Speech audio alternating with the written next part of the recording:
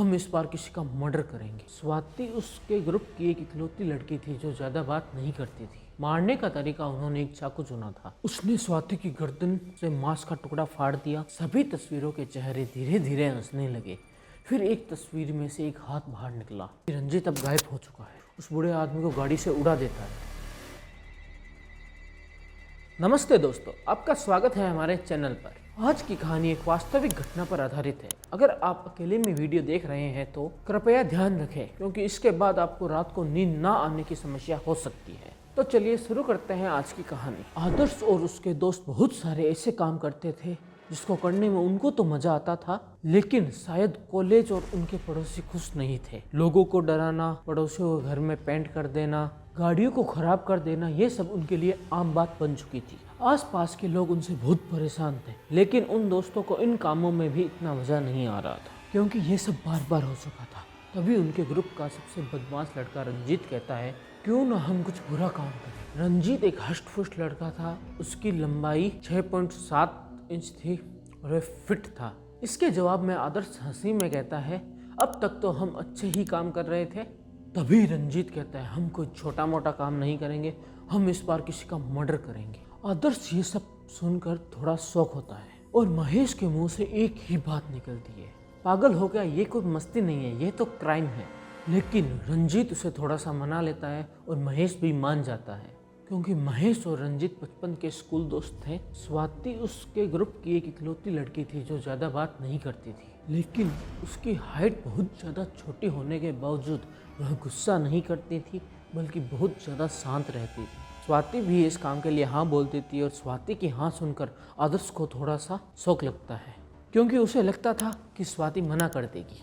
अब आदर्श को भी कोई रास्ता नहीं दिखा तो उसने भी हाँ कर दी। अब सिर्फ एक ही बात बाकी थी, उन्हें कितने लोगों को और कब मारना है। सारे दोस्तों ने तय किया कि उन्हें एक ऐसा इंसान ढूंढना चाहिए जिसको मारने से ज़्यादा समस्या ना हो। तो सभी दोस्त ढूंढ जाते एक सही इंसान को ढूंढने में। मारने का तरीका उन्होंने एक चाकू चुना था। इससे मारने में थोड़ी समस्या जरूर होगी, लेकिन आसपास के लोगों को पता नहीं चलेगा कि घर में क्या हुआ था। इस तरह वह बच जाएंगे। काफ़ी दिनों तक ढूंढने के बाद लगभग एक हफ्ते बाद उन्हें एक घर दिखाई देता है, जो रेगिस्तान में काफ़ी दूर था। उस घर के पास कोई नहीं था। उस घर में एक अकेला बूढ़ा आदमी रहता था, जिसके पास कोई रिश्तेदार मिलने भी नहीं आता था। घर का मालिक हर हफ्ते पास के गांव में राशन लेने जाता था। उस गांव से उस घर की दूरी लगभग 32 किलोमीटर थी। सभी दोस्तों ने मिलकर यह तय किया कि वह जब उस घर में घुसेंगे जब वह आदमी सामान लेने बाहर जाएगा। आदित्यवार का दिन था। घर का मालिक सामान लेने बाजार गया था। तभी सभी दोस्त चुपके से घर के अंदर घुस जाते हैं। उनका भाग्य अच्छा था, क्योंकि उस दिन वह घर का मालिक घर का दरवाजा बंद करना भूल गया था। नीचे की मंजिल में 4 कमरे थे और ऊपर की ओर जाने वाली सीढ़ियां थी। आदर्श और स्वाति सोचते हैं कि वह ऊपर की मंजिल में जाकर छुप जाएंगे। रंजीत और महेश बाकी के कमरों में छुपेंगे। आदर्श और स्वाति ऊपर की मंजिल में जाते हैं। वह सोचते हैं कि वे दोनों साथ में रहेंगे, ताकि अगर किसी को कुछ भी हो जाए तो दूसरा उसे बचा सके। वह एक किचन में जाते हैं। वहाँ पे कुछ भी नहीं था।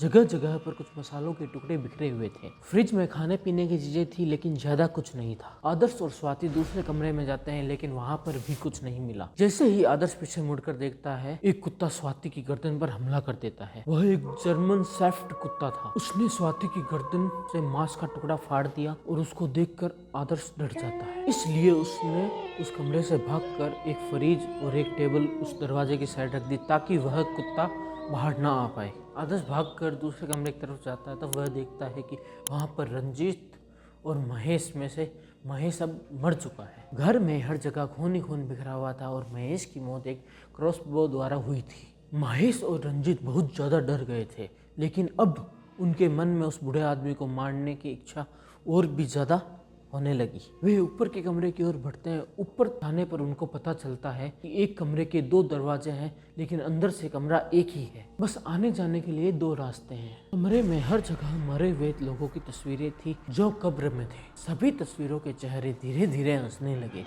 फिर एक तस्वीर में से एक हाथ बाहर निकला और उसने रंजीत का हाथ पकड़ लिया। रंजीत को बचाने के लिए आदर्श पास में पड़ी एक शॉटगन से उस हाथ पर वार करता है। हाथ छूटता है, लेकिन रंजीत कमरे के अंदर चला जाता है। तस्वीरों के चेहरे अब गुस्से में बदल गए। दोनों भागने लगे, लेकिन दरवाजा अचानक से बंद हो जाता है और सभी तस्वीरें रंजीत और आदर्श को पकड़ने की कोशिश करने लगती है। आदर्श खुद को शॉटगन से बचाता है, लेकिन वह देखता है कि रंजीत अब गायब हो चुका है। आदर्श ने देखा और समझा कि रंजीत अब एक तस्वीर के अंदर फंसा हुआ था। वह तस्वीर के अंदर से आवाज सुनता है, आदर्श यह मैं ही हूँ रंजीत, सारी तस्वीरों को जल्दी से जला दो। ये सब बाहर आना चाहते हैं और मुझ इतने में आवाज बंद हो जाती है। आदर्श सारी तस्वीरें इकट्ठी करता है और एक बैग में डालकर वहाँ से भागने लगता है। वह गाड़ी में बैठकर काफी दूर निकल जाता है। रास्ते में उसे वही बूढ़ा आदमी मिलता है, लेकिन आदर्श डर के मारे उस बूढ़े आदमी को गाड़ी से उड़ा देता है। और जब वह पीछे मुड़ कर देखता है तो उसे समझ में आता है कि वह बूढ़ा आदमी मर चुका है। जैसे ही वह बूढ़ा आदमी मरता है, सभी तस्वीरों में से चिल्लाने की आवाज़ें आने लगती है। आदर्श डर के मारे गाड़ी से उतरकर उस बूढ़े आदमी पर तेल डालकर उसे जला देता है और सारे फोटो वहीं पर फेंक देता है। चिल्लाने की आवाज़ें अब और भी ज़्यादा बढ़ने लगती है। आवाज़ें इतनी बढ़ जाती है कि आदर्श को दूरी तय करनी पड़ती है, क्योंकि अगर वह वहाँ पर रहता तो उसके कान के पर्दे वहीं पर फट जाते। अचानक सारी आवाज़ें बंद हो जाती है। आखिर में रंजीत की आवाज़ आती है, मैं अपने घर पर मिलूंगा। फिर सारी आवाज़ें बंद हो जाती है। आदर्श को इतनी शांति कभी महसूस नहीं हुई। आदर्श गाड़ी चलाकर रंजीत के घर जाता है। वहाँ पर जाकर आदर्श देखता है रंजीत अपने बेड पर पड़ा हुआ है और उसके हाथों पर नाखूनों के निशान हैं, जैसे कि किसी शेर ने अपने पंजों से वार किया हो।